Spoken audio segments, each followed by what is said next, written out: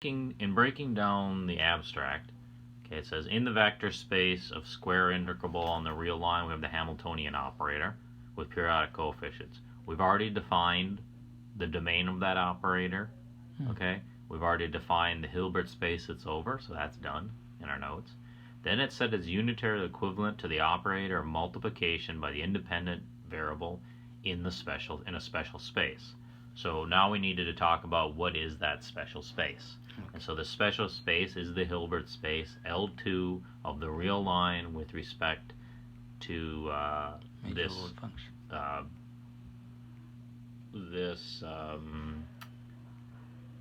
It's multiplicity is what it is. It's not a measure. Okay. It's just a multiplicity function. So let's look at that.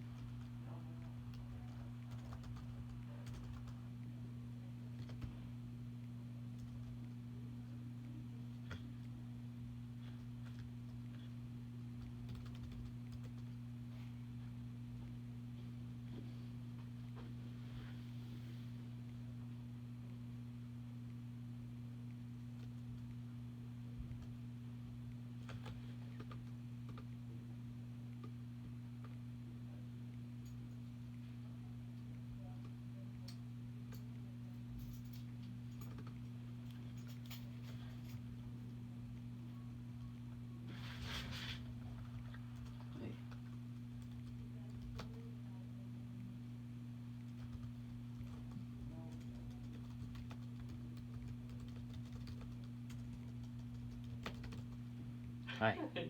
What's up? Sorry to disturb you, but do you have a key to this hallway door?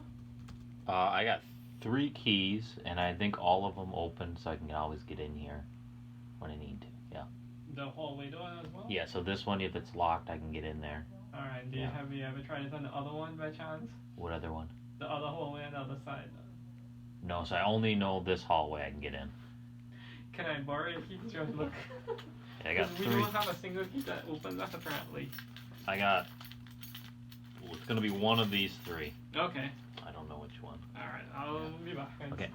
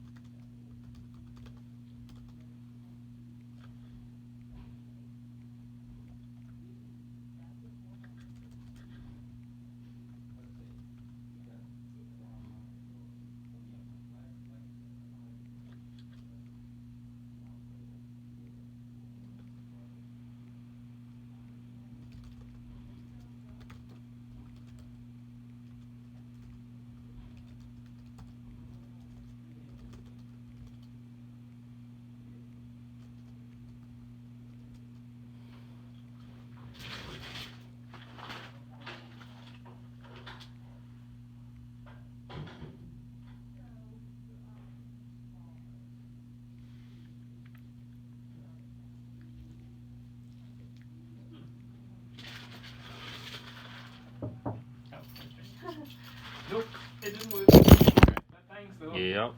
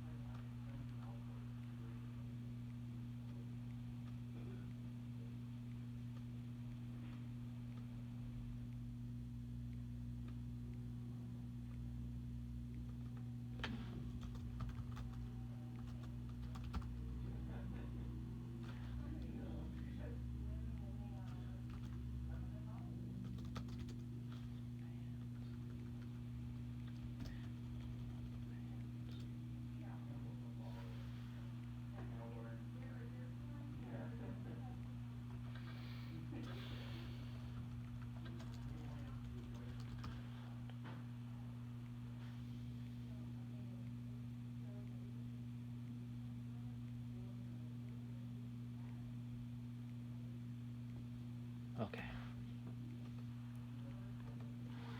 So let me describe this Hilbert space better. Okay. So the function m, okay, is a function defined on all of the real line. Okay. But it's piecewise constant. Okay.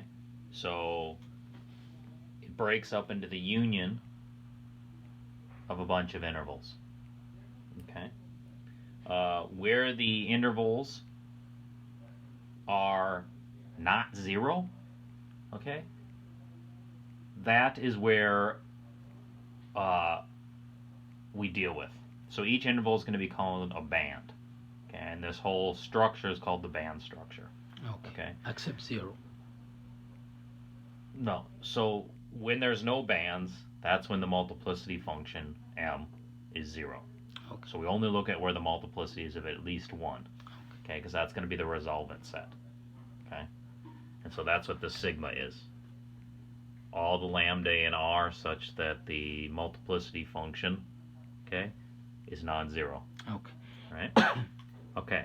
So then the Hilbert space is the union over each one of these bands. Okay? Right? So it becomes a direct sum of Hilbert spaces. Okay?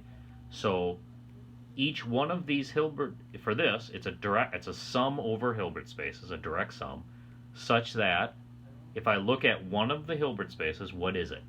It's associated with one of the bands, okay, one of the intervals, and then it's just the L2 vector valued functions on that interval. Okay, so it's your standard L2 Hilbert space with respect to Lebesgue measure. Okay?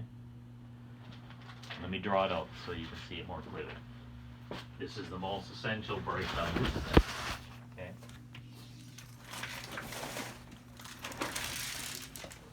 Okay. So here is the real line. Okay. And then what you have is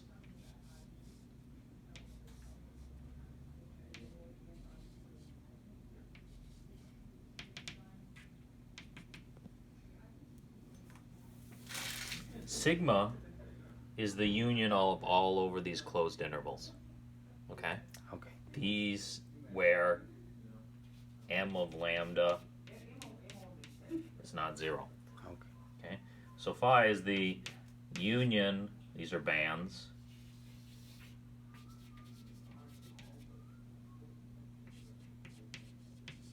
Is the union over all the bands. Right? Okay? So then what does our Hilbert space look like? What is L, I think he uses L2 of R1 of M dot. So this is the same as the set of all lambda, an element of R1, such that M of lambda is not equal 0.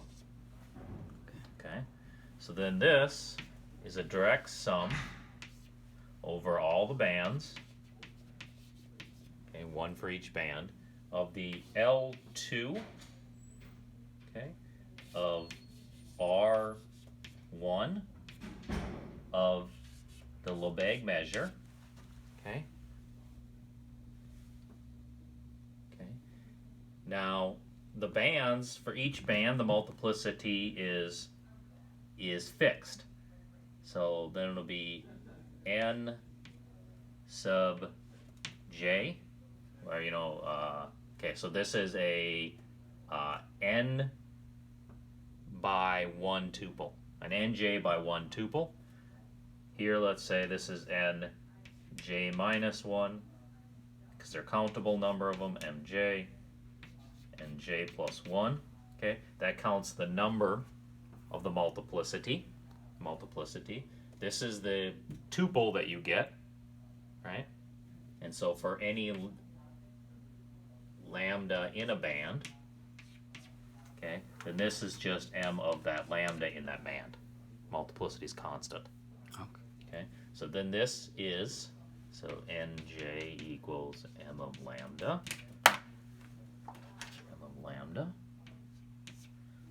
This is the nj, so this is a nj by 1 row vector, okay, whose entries are just functions from the L2 space on that interval. I don't want this, I want it on the band. Okay, so that jth band, let's call it, over all band, that's the jth band. This is j minus 1, this is j. So L2 on a closed or compact interval, or even an open interval, doesn't matter because it's L2, with respect to the Lebesgue measure. So it's going to just look like each one of these would just be an interval, closed interval, with respect to the Lebesgue measure. Those are its entries. Okay, each one of these changes because of things. So this will be AJ, BJ, those are the endpoints. Okay, and so that's what it looks like. Good. Right? And so then this is just a direct sum over all those. So these are very easy to understand. There's the most elementary possible Hilbert space. It's like the quintessential Hilbert space. Okay. Right? And you did this in real variables. You covered this, discussed it a whole bunch. Right? So you should be very comfortable with that one.